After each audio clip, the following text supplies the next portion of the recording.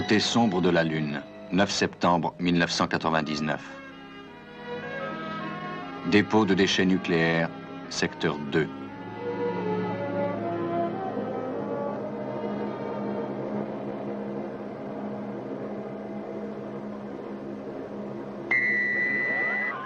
Professeur Bergman, ici Jim Northswam. Nous venons de franchir la barrière de protection au laser. Dans 2 minutes, nous serons prêts à commencer la vérification demandée par le Dr. Russell sur les champs de radiation. Attendez les ordres, Nordstrom. On ne vous lâche pas, soyez tranquille.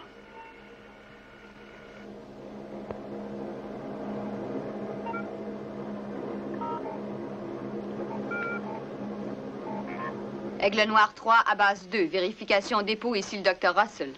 Nous écoutons, docteur. Quand aurez-vous terminé le déchargement? On est en train de s'occuper des derniers contenants. On peut finir dans 10 minutes environ. Steiner, dès que les vaisseaux spatiaux seront repartis, commencez les vérifications sur les champs de radiation. Très bien, docteur. Et voilà, il n'y a plus qu'à attendre le résultat. Oui, c'est ça.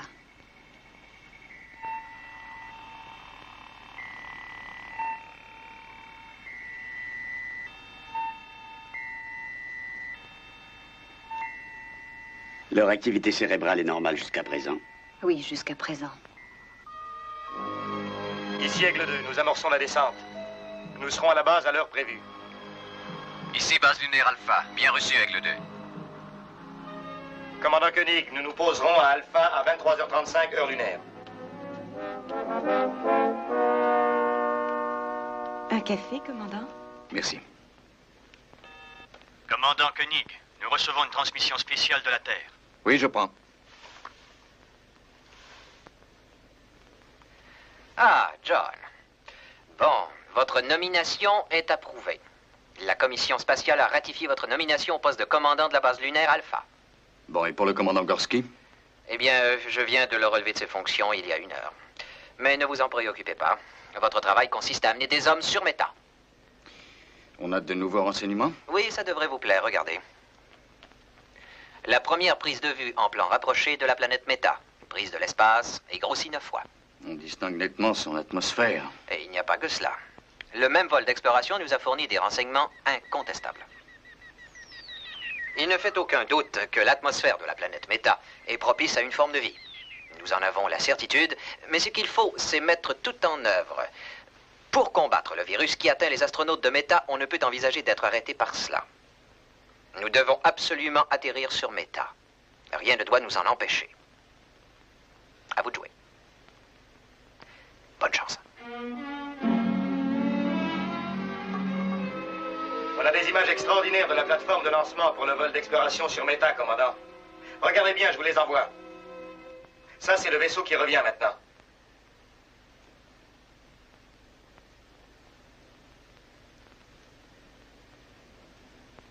Je dois dire que j'aimerais déjà le voir en route vers Méta. Bon, on a fait le tour, professeur. Tout est vérifié. Il n'y a absolument aucune perte de radiation. Nous rentrons. C'est ça, rentrez, Steiner. On vous attend.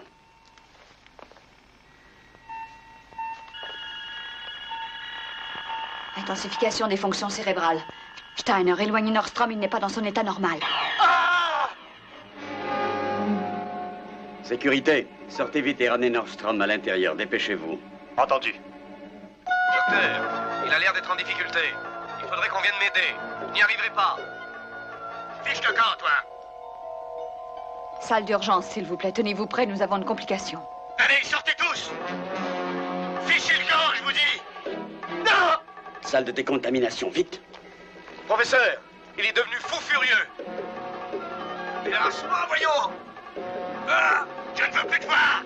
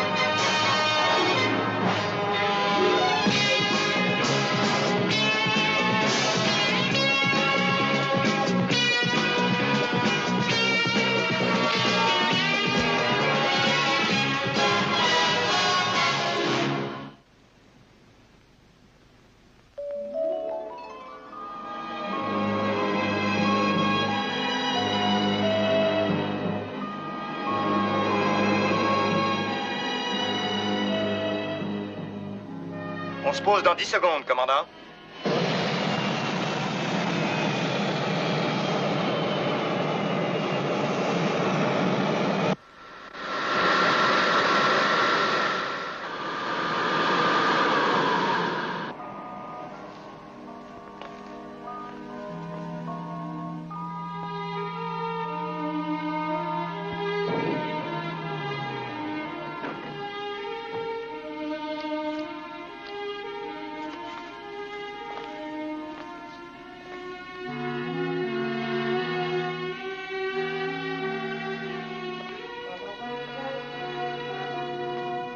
Bonjour, John. Bienvenue sur la Lune. Bonjour, Victor. Encore ici? Eh oui, tenez. Et j'ai bien fait de rester, je crois. La situation est beaucoup plus sérieuse que vous ne pouviez le penser, je le crains. Que voulez-vous dire? On meurt beaucoup ici depuis quelque temps. Quoi, le fameux virus? Si l'explication vous suffit.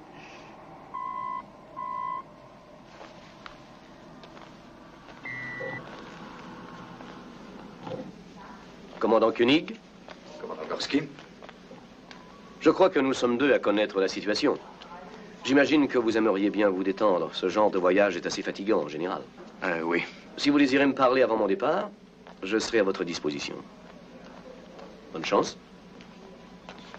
Il prend les choses du bon côté, lui. Il a été suspendu on ne peut plus brutalement, non? Je le connais un peu, il survivra. On ne peut que le lui souhaiter. Il a toujours bien mené sa barque, je pense. Bonjour, commandant. Benjamin. Ça fait plaisir de vous voir. Merci.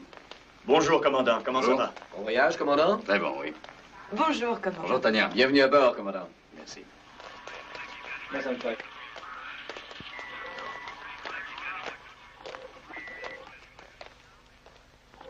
Je vous écoute. Pas de virus.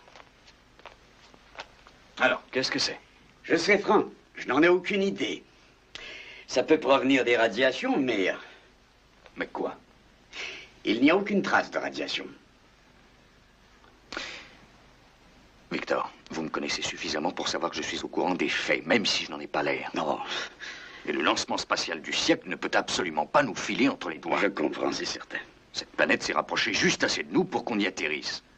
Il ne peut pas y avoir d'erreur. Oui, mais ce problème, justement, pourrait très bien empêcher le lancement. Le docteur Russell a de très bonnes idées sur la Oui, question. Simons m'a parlé du docteur Russell et... Je serais étonné qu'il voulait recommander très fort. Le commandant Gorski refusait d'envoyer les rapports de ses découvertes. Je vois. Écoutez, voyez là, ça pourrait être utile.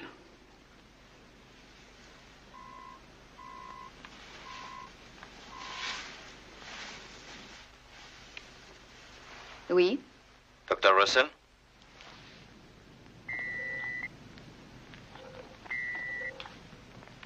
John Koenig. Commandant?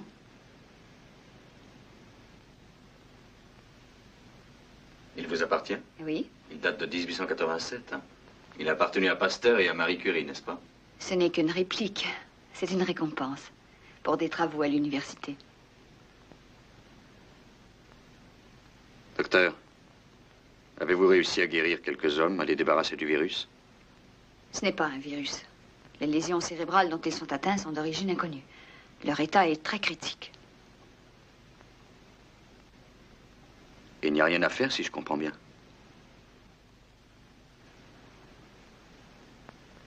Bon, parlez-moi de l'équipe de relève. Sont-ils en bonne condition physique, au moins?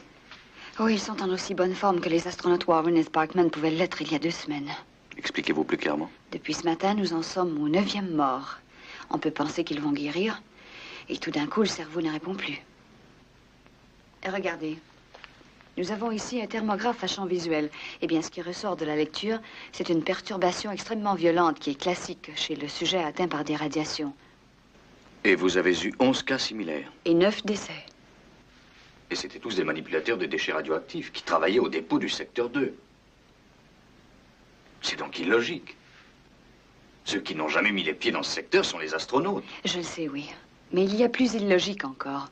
On ne trouve aucune trace de radiation dans le fameux secteur 2. L'élément cohérent et le seul, c'est que les 2 hommes de l'équipe de relève ont eu le même mode de vie, ont été soumis au même test de fonction psychomotrice pendant tout l'entraînement. Vous voulez dire que le programme Méta devrait être annulé?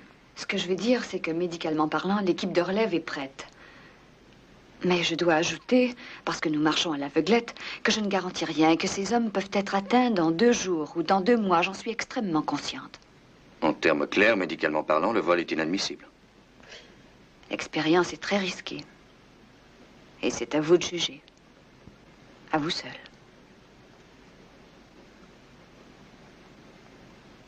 J'aimerais voir ces hommes.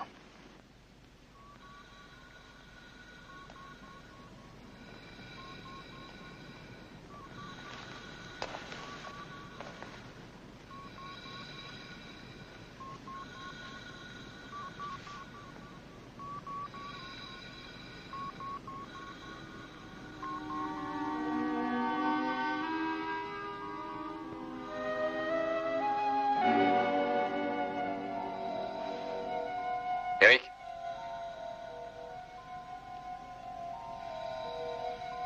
Frank? C'est Koenig qui vous parle.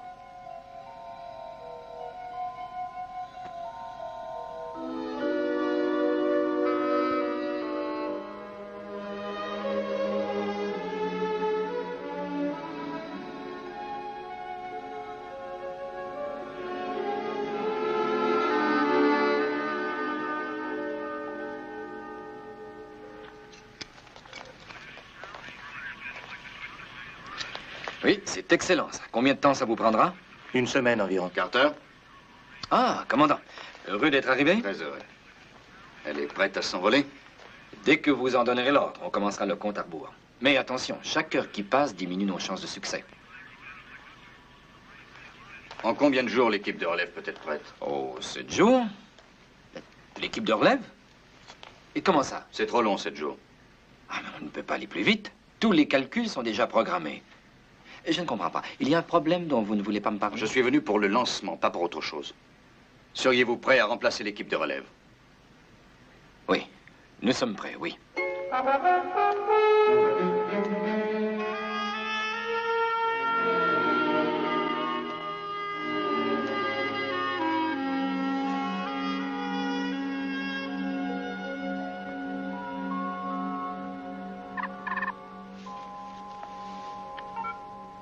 Ah, John.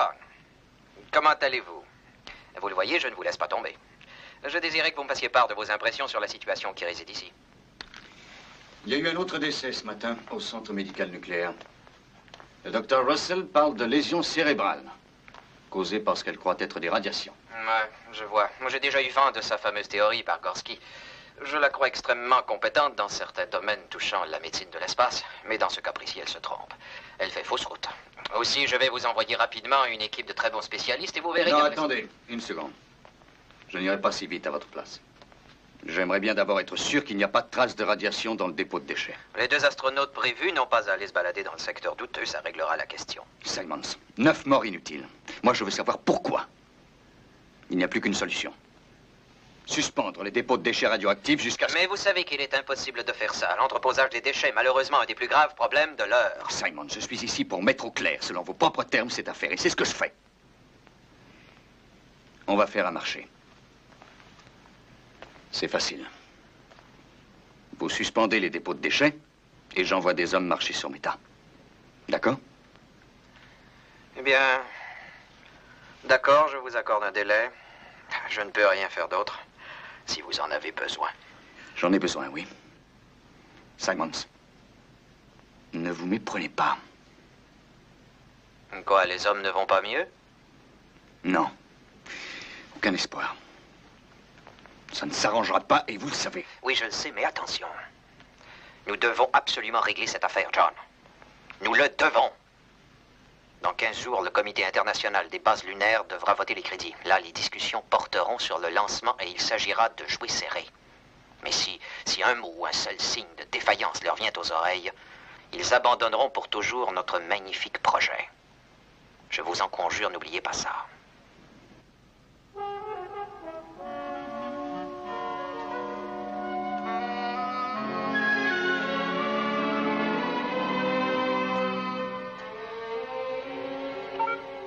Paul, Commandant?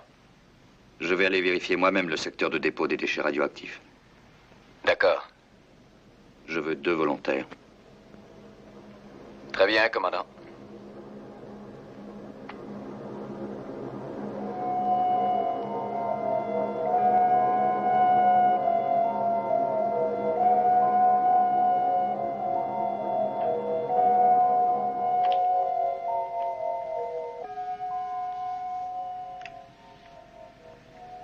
Ça, c'est le secteur 1.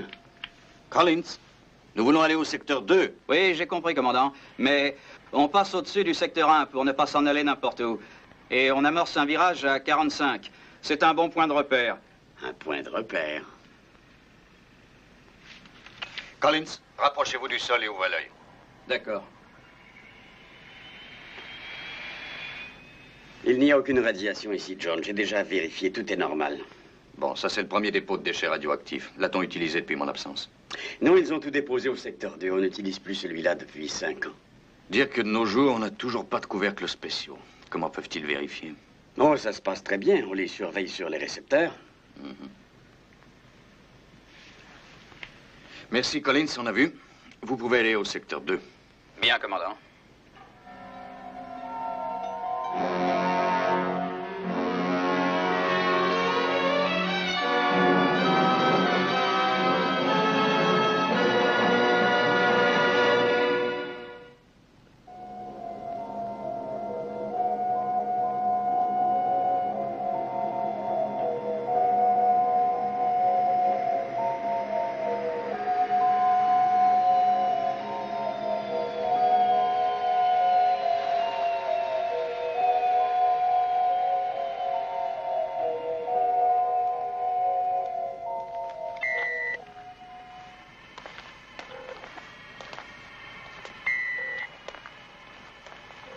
On vous suit, allez-y.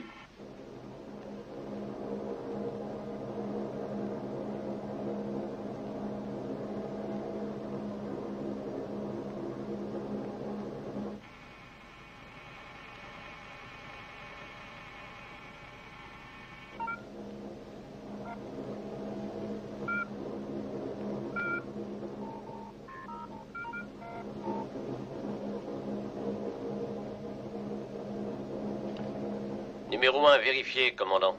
Taux de radiation normal. Aucune fuite. Nous allons au numéro 48. Très bien, Jackson.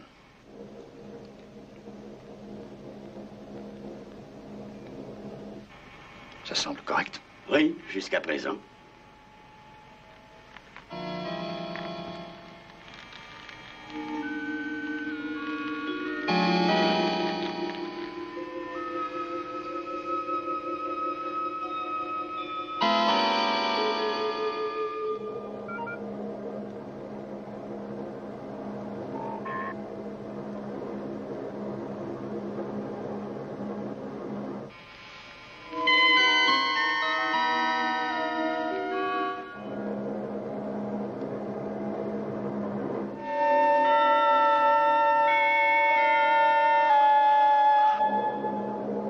Commandant, numéro 48, vérification terminée. Taux de radiation normal. Aucune fuite. Tout va bien. Nous rentrons au poste. Merci, Jackson. Ça va. Et ne prenez pas le chemin des écoliers.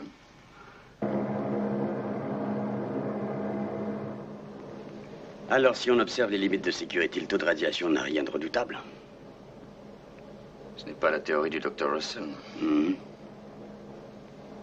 Donc, ce qui aurait atteint gravement les 2 astronautes et qui en aurait tué 9 ne pourrait pas être la radiation. Eh bien, non. Qu'est-ce que ça peut être? Il est temps de partir, commandant. C'est vrai, Collins, nous partons aussi. Maintenant, il faut partir. Compris? Il faut sortir d'ici. On étouffe.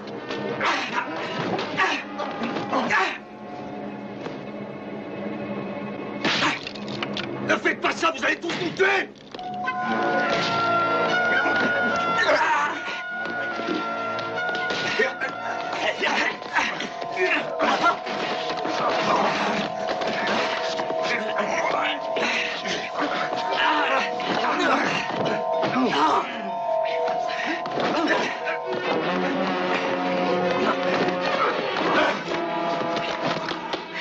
Tirez, mais tirez donc!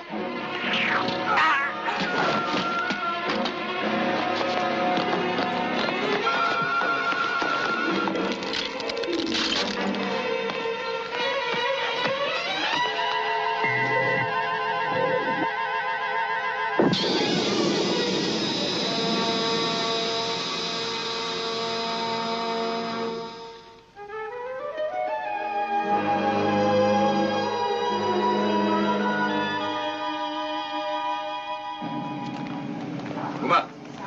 veux qu'on intercepte toutes les informations concernant les vols d'entraînement des astronautes. J'aimerais qu'on les compare aux navettes effectuées par Collins. Il faut trouver une corrélation quelconque. À vos ordres, commandant.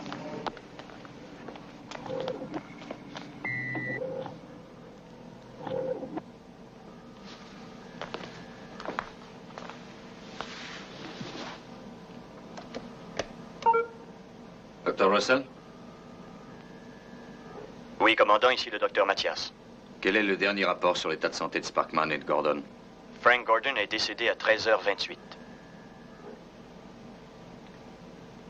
Et pour Sparkman? Le docteur Russell est près de lui.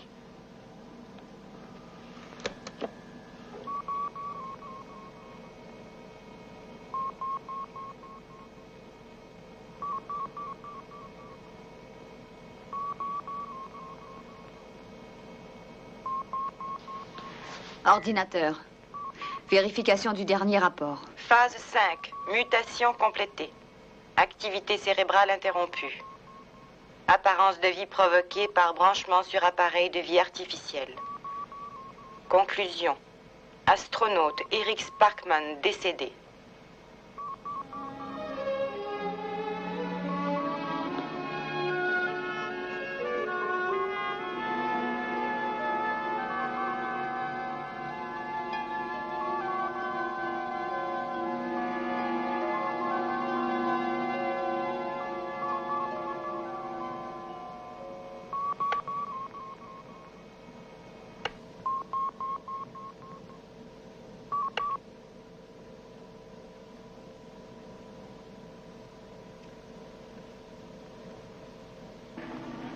Tous les deux?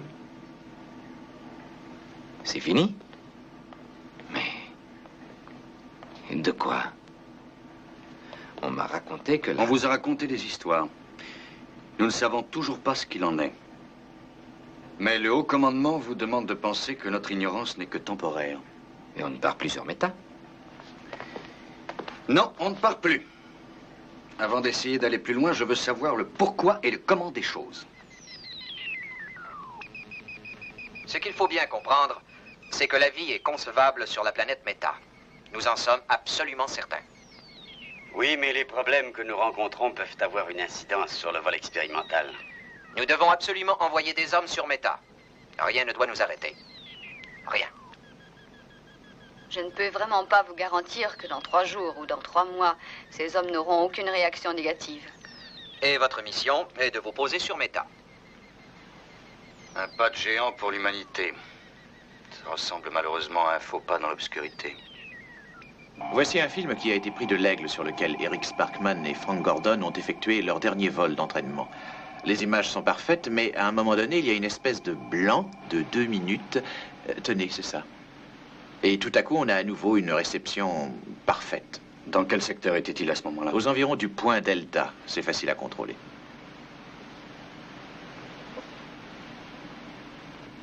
Le dépôt de déchets du secteur 1. Paul, sortez tout ce qui a été filmé sur le secteur 1 depuis 10 jours. Sandra, document 10 sur secteur 1, s'il vous plaît. Lecture. Tout de suite, Paul. Je crois bien que Collins nous a fait passer par le secteur 1 pour rejoindre le 2. Est-ce qu'il prenait toujours cette route? Oui, plusieurs fois par semaine. C'était pour prendre son virage? Oui, on met le cap sur un des bâtiments du secteur sombre et on vire à droite. C'est un bon point de repère. Les vols d'entraînement, où se font-ils? Oh, ça se fait toujours au-dessus du secteur sombre pour éviter le trafic. Ah bon, vous voulez dire qu'ils empruntent souvent ce secteur? Oui, mais on doit respecter une certaine altitude. Ouais. Et c'est au-dessus de ce secteur qu'il y a eu un blanc dans l'enregistrement qu'ils ont rapporté. Et tout à l'heure, j'ai demandé à Collins de descendre pour jeter un coup d'œil dans cette zone. Commandant, on observe une chaleur intense qui se dégage du secteur de dépôt 1 et c'est justement impossible. Tout indique que le niveau de radiation est absolument normal, mais la chaleur continue à s'intensifier. J'ai l'impression qu'on a trouvé un lien, une corrélation, Victor. Attendez-moi, j'arrive. Branchez le secteur sur vidéo.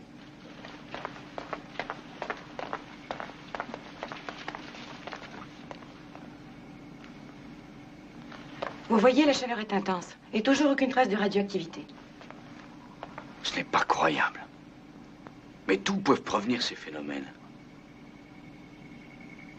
Alors, faites voir le profil.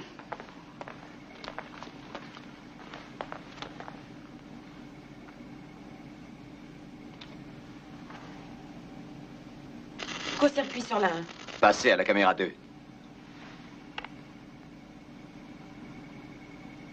Le contact visuel est coupé. Paul, je veux un aigle prêt à décoller. Il faut aller sur place, voir ce qui arrive.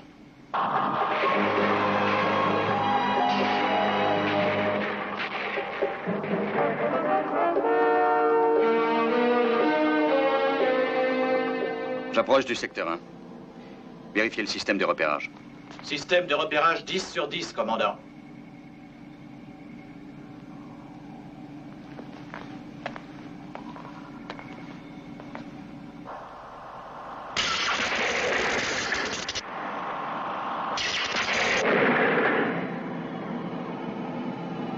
Ça s'intensifie, on dirait.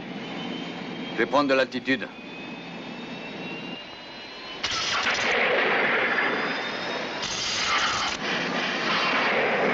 J'ai l'impression de perdre le contrôle. Vous avez toujours le repérage? Les champs magnétiques ont l'air de s'étendre. Vous feriez mieux de revenir très vite. Tenez bon, commandant. On va essayer de vous sortir de là. Passez sur contrôle automatique pour le retour à la base, commandant. On ne vous reçoit plus. Plus rien ne répond. Circuit en contrôle. Vaisseau de secours prêt à partir.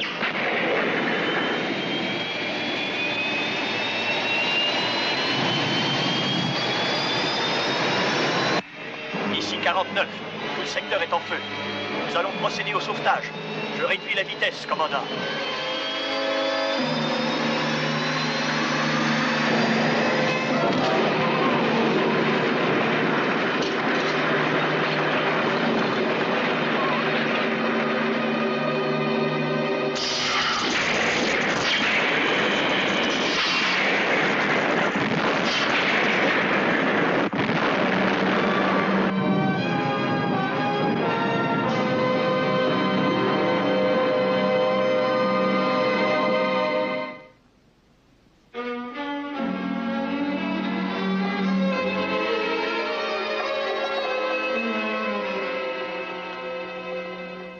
Alors?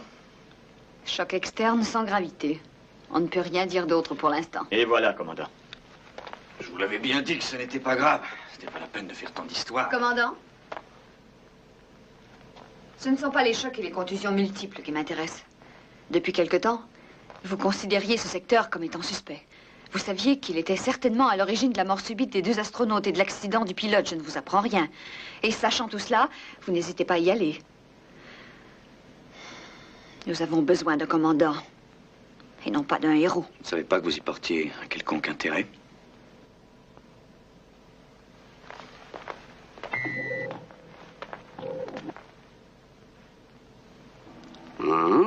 Regardez cela. C'est un système de contrôle provenant du secteur 1.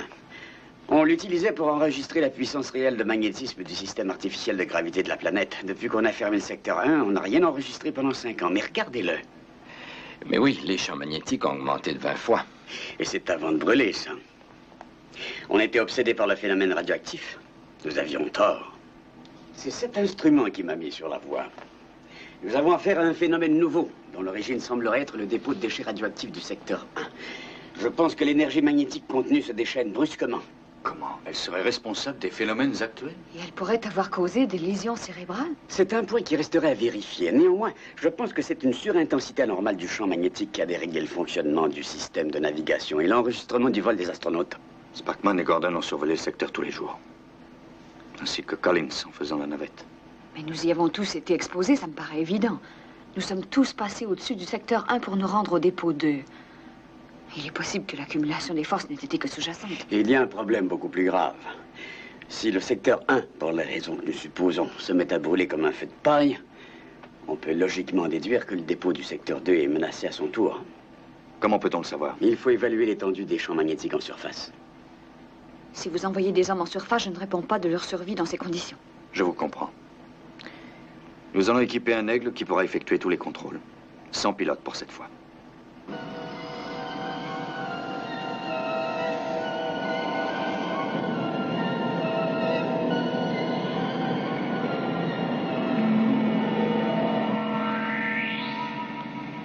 Tout droit, à présent. Ralentissez. Oui, toujours tout droit. Bon. Oui, maintenez-le comme ça, Paul.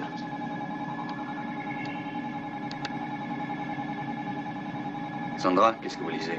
Taux de radioactivité normal, champ magnétique 0. Ça va, Paul, faites-le descendre. Bien, commandant.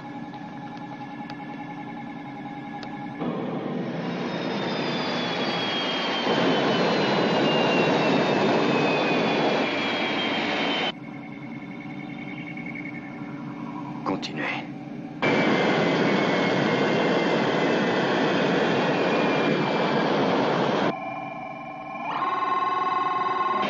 Sortez-le de là. Puissance maximum, Paul.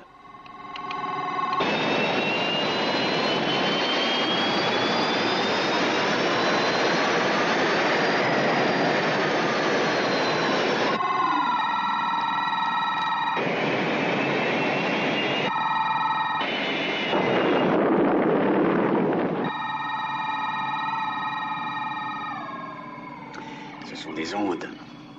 À présent, j'en suis sûr. Des ondes magnétiques. Paul, contactez Simons immédiatement. Employez code prioritaire Alpha. Et tout de suite. Bravo, docteur. Vous aviez vu juste. Radiation magnétique. Nous sommes sur la plus grosse bombe que l'homme ait fabriquée.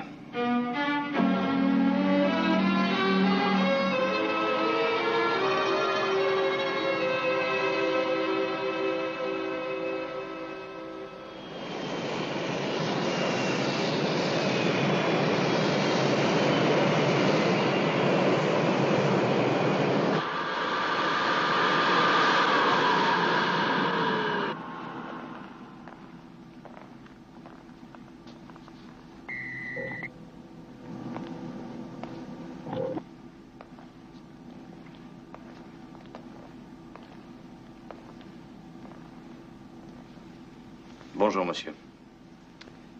Commandant.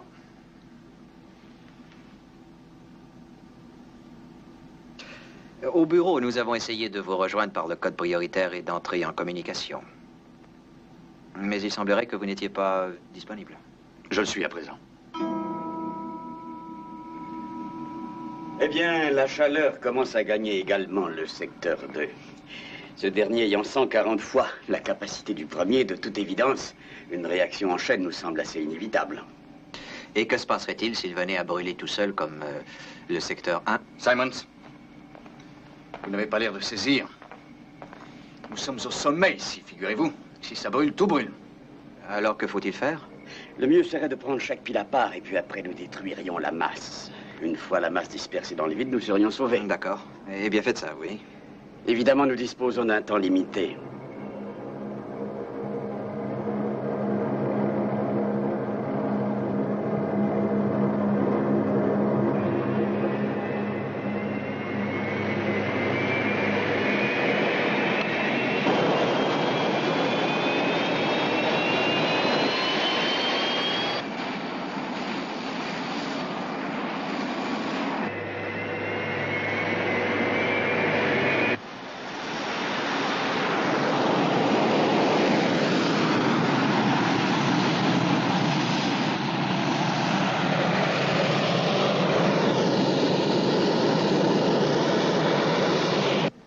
Commandant.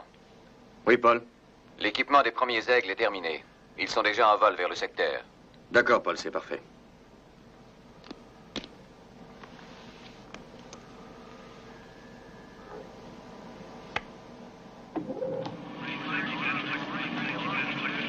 Envoyez l'image. Oui, tout de suite.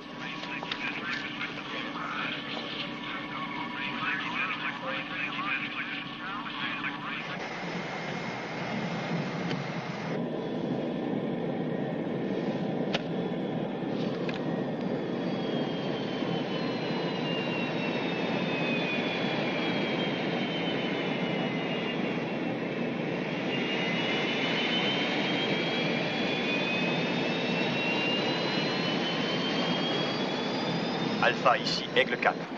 Le système de contrôle navigation commence à se brouiller. Nous remontons.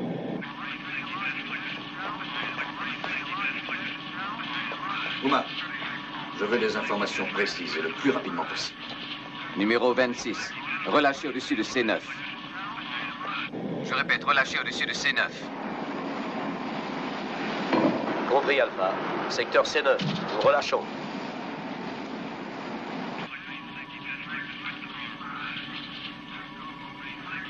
Alors? On a des problèmes avec le contrôle navigation sur le vaisseau. Les pilotes les ramènent à la base. Les champs magnétiques semblent vouloir se répandre. Dites-leur de prendre de l'altitude. D'accord. Base Alpha à tous les aigles. Prenez de l'altitude. Il y a des vaisseaux disponibles? Non, il n'en reste plus, commandant. Prenez celui de Simon, c'est foncé en orbite. Faites un rapport sur ce que vous voyez de là-haut. D'accord. Du nouveau?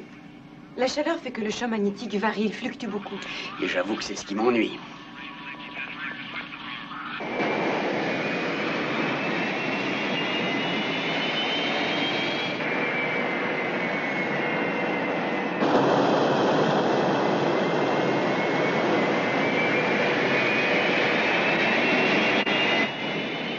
Aigle 1, Alpha. Alpha, j'écoute. Élévation normale. Je suis la trajectoire qui a été programmée. Je serai en orbite dans 4 minutes.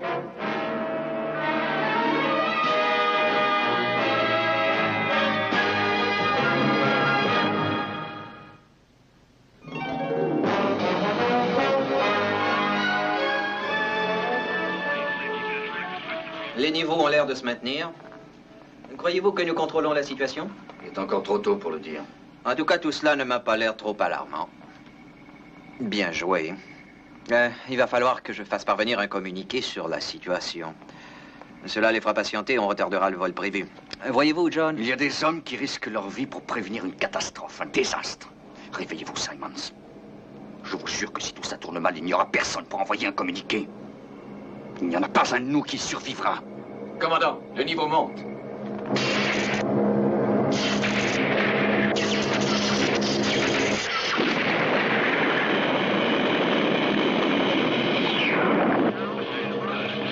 Annulez la mission. Base Alpha, tous les aigles, retour à la base immédiat. Je répète, retour immédiat à la base. Ici Alpha.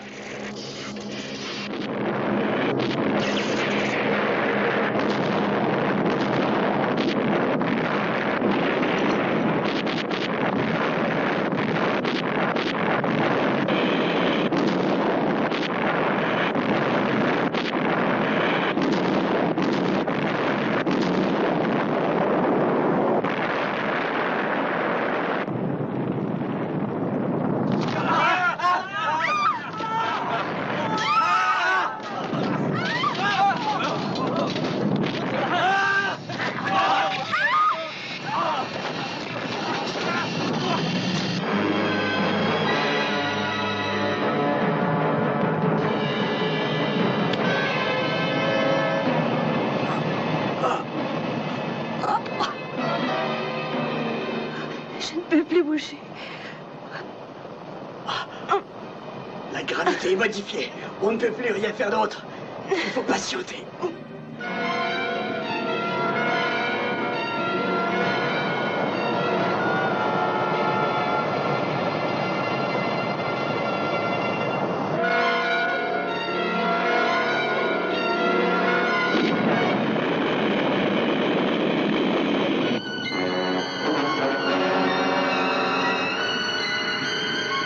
Alpha, est-ce que vous m'entendez? Alpha, ici Carter, répondez. Alpha, moi je ne vous reçois pas. J'espère que vous pouvez me recevoir. La Lune a quitté l'orbite de la Terre. L'explosion. L'explosion nous a fait sortir de l'orbite de la Terre. Alpha, est-ce que vous pouvez m'entendre? J'appelle Alpha. Me recevez-vous, Alpha? Alpha, répondez-moi. Me recevez-vous? Moi je ne reçois toujours rien.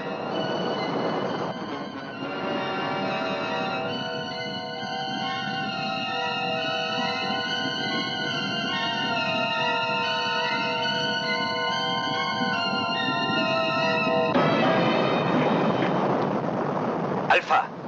Alpha, que se passe-t-il à la base? Nous avons perdu le contact.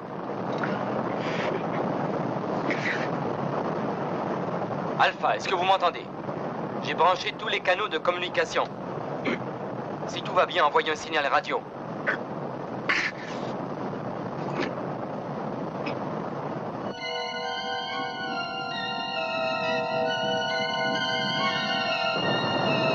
Alpha, nous nous éloignons de la Terre. Le recevez-vous, Alpha? Alpha! Carter, Al, répondez. Commandant, vous êtes en vie, Dieu soit loué. Mais que se passe-t-il sur Alpha? La force de gravitation a été modifiée. Nous pouvons à peine bouger. Attendez, il me semble que nous subissions une décélération.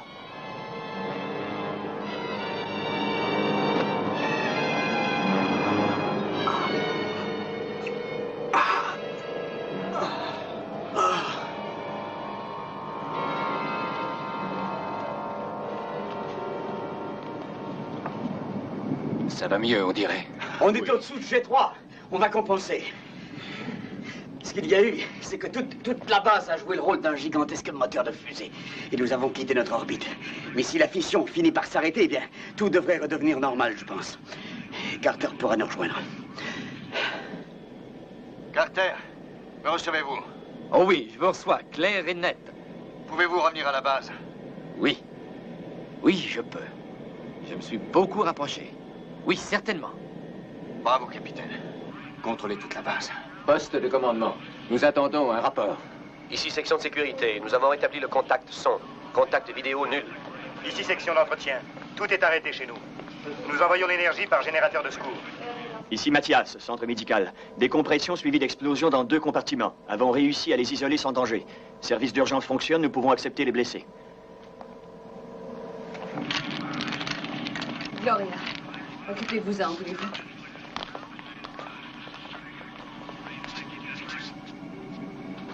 Nous sommes en train de capter des images du satellite de Mars.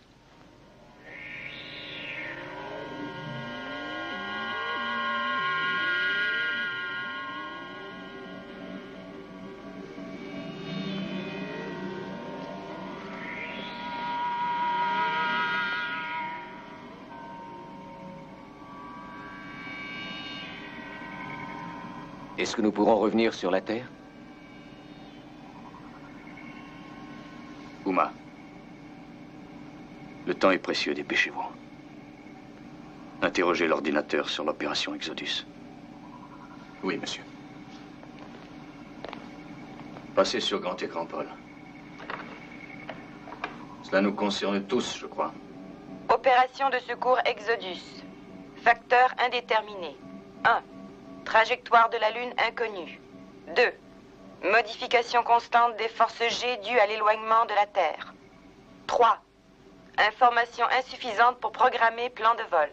Tous les éléments prévus par programmation pour opération Exodus sont inapplicables. Information disponible insuffisante dans les circonstances qui prévalent. Décision humaine requise.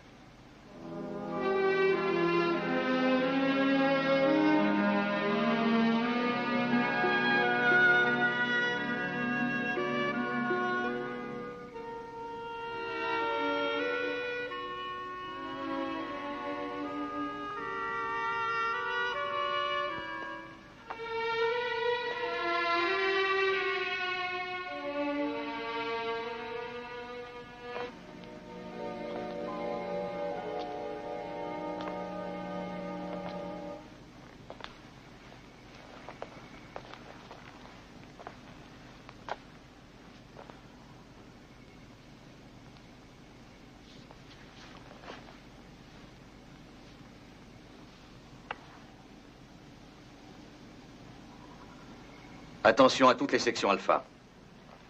Ici votre commandant John Koenig. Vous le savez, notre planète a brusquement quitté son orbite. Nous sommes à présent très loin de la planète Terre. Nous avons des moyens de propulsion, un environnement. Ainsi, nous avons la possibilité de survivre. Si nous tentons un retour improvisé sur la Terre, sans aucun plan précis, sans mettre tous les atouts de notre côté, j'ai de bonnes raisons de croire que nous échouerons. C'est forcé. C'est pourquoi j'estime que nous devons rester ici.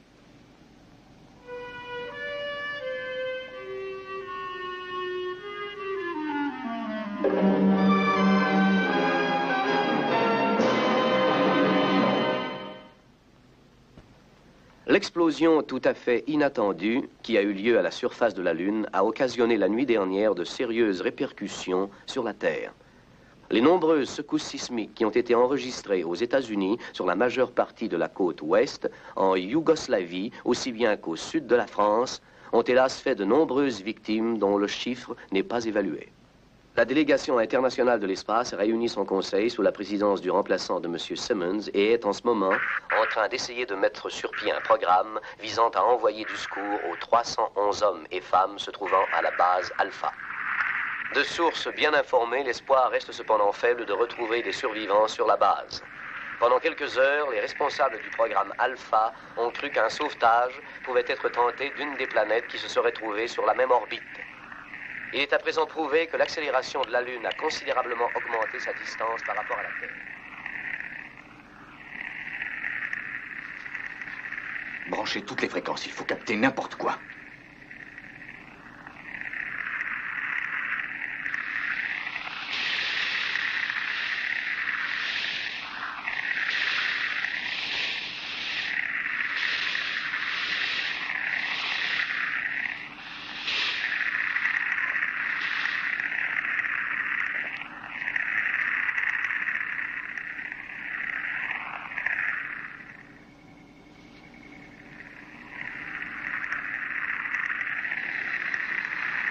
Tenez celle-là.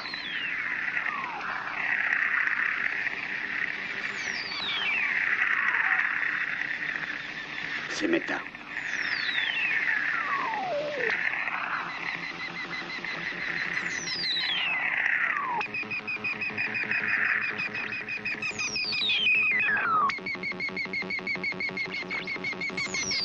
Nous pourrons peut-être vivre un jour là-haut.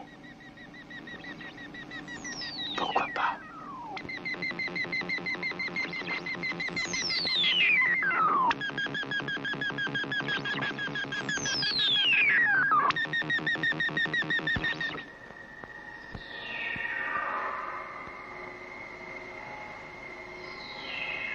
« 13 septembre 1999. Les signaux de Meta augmentent sans cesse. Oui. Là-bas, peut-être.